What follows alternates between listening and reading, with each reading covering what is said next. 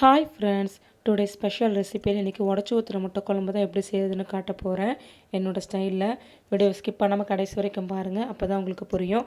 அப்படியே லைக் பண்ணிவிடுங்க, சேனலையும் சப்ஸ்கிரைப் பண்ணிவிடுங்க. ஓகே, வாங்க ஒவ்வொரு பொருளாக பார்த்துடலாம்.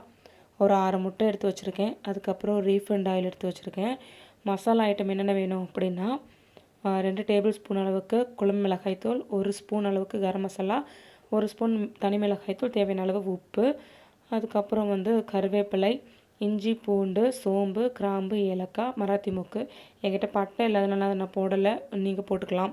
ஒரு 2 வெங்காயம் சாப் பண்ணி வச்சுருக்கேன், 2 தக்காளி, அதுக்கப்புறம் தாளிக்கிறதுக்கு கடுகு. இதெல்லாம் தேவையான பொருட்கள்.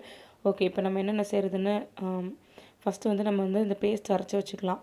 இஞ்சி, பூண்டு, சோம்பு, கிராம்பு, ஏலக்காய், அதுக்கப்புறம் அந்த மராத்தி மொக்கு இருக்குல்லையே, அதெல்லாம் சேர்த்து நான் நல்லா விழுதாக அரைச்சி வச்சுக்கிறேன். அந்த 2 தக்காளியுமே கூட நான் நல்லா ஃபைன் பேஸ்ட்டாக அரைச்சி எடுத்துக்கிட்டேன். ஓகே, கடாய் சூடானதுமே அதில் 3 டேபிள் ஸ்பூன் எண்ணெய் ஊற்றிட்டு கடுகு போடணும். கடுகு பொரிஞ்சதுக்கப்புறம் கருவேப்பிலை, அதுக்கப்புறம் அந்த 2 வெங்காயம் நறுக்கி வச்சுருக்கோம், அதையுமே இது கூட சேர்த்து ஆட் பண்ணி நல்லா மிக்ஸ் பண்ணிக்கலாம். ஓகே, இது கொஞ்சம் ஓரளவுக்கு வதங்கினதுக்கப்புறம் அந்த இஞ்சி, பூண்டு விழுது, சோம்பு, கிராம்பு, ஏலக்காய் வச்சு அரைச்சி வச்சுருந்தோம், அது இது கூட ஆட் பண்ணிவிட்டு நல்லா அந்த பச்சை வாசம் போகிற அளவுக்கு வதக்கிக்கலாம்.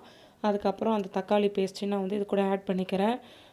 இப்போ தக்காளி நம்ம நல்லா மிக்ஸ் பண்ணிவிட்டு இது வெந்துருச்சு நமக்கு தெரியும் இல்லையா, அந்த அளவுக்கு நம்ம வதக்கி விட்டதுக்கு அப்புறமேட்டு எடுத்து வச்சுருக்கிற மசாலா ஐட்டம்ஸ் எல்லாமே சேர்த்துடலாம். அந்த பொடி ஐட்டம்ஸ்லாம், குழம்பு மசாலா தூள், அதுக்கப்புறம் கரம் மசாலா, தனி மிளகாய் தூள், தேவையான அளவு உப்பு, இதையும் சேர்த்து இப்போ நல்லா மிக்ஸ் பண்ணி விட்டுக்கலாம். இப்போ இது நல்லாவே எல்லாமே ஒன்றோட ஒன்று கலந்துட்டு அதுக்கப்புறம் நமக்கு அது எண்ணெய் பிரிஞ்சு வரணும், அது வரைக்கும் நம்ம வெயிட் பண்ணுவோம். ஓகே, இப்போ இது நல்லா மிக்ஸ் ஆகிட்டு நான் மஞ்சத்தூள் போட மறந்துட்டேனால மஞ்சத்தூளுமே இது கூட ஆட் பண்ணிக்கிறேன். ஏன்னா முட்டை நம்ம சேர்க்க போகிறோம் இல்லையா, அந்த கவிச்ச விட வரக்கூடாதுன்றதுக்காக. ஓகே, இப்போ எல்லாமே நல்லா மிக்ஸ் ஆகிட்டு இதுக்கப்புறம் மேலே தண்ணி ஆட் பண்ணிக்கலாம். நான் 2 டம்ளர் அளவுக்கு தண்ணி ஆட் பண்ணிக்கிறேன், பெரிய டம்ளர் அளவில்.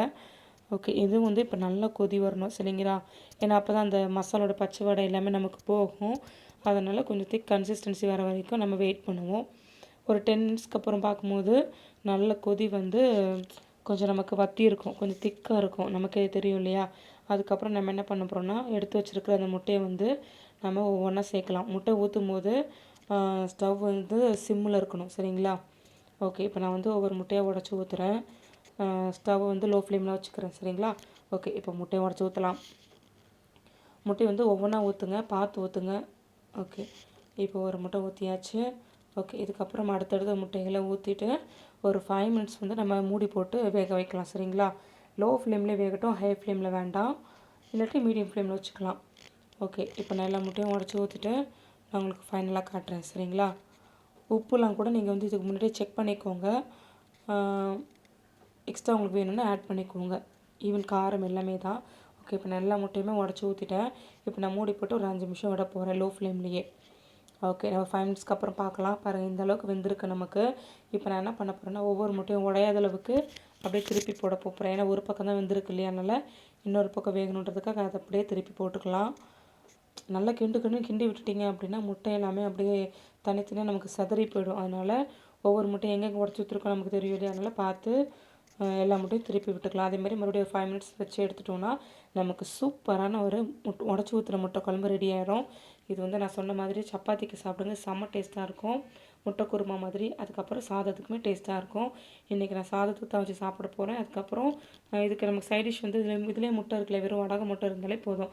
ஓகே, வீடியோ பிடிச்சா லைக் பண்ணுங்கள், சேனல் மறக்காமல் சப்ஸ்கிரைப் பண்ணிவிடுங்க. தேங்க்ஸ் ஃபார் வாட்சிங். Bye friends.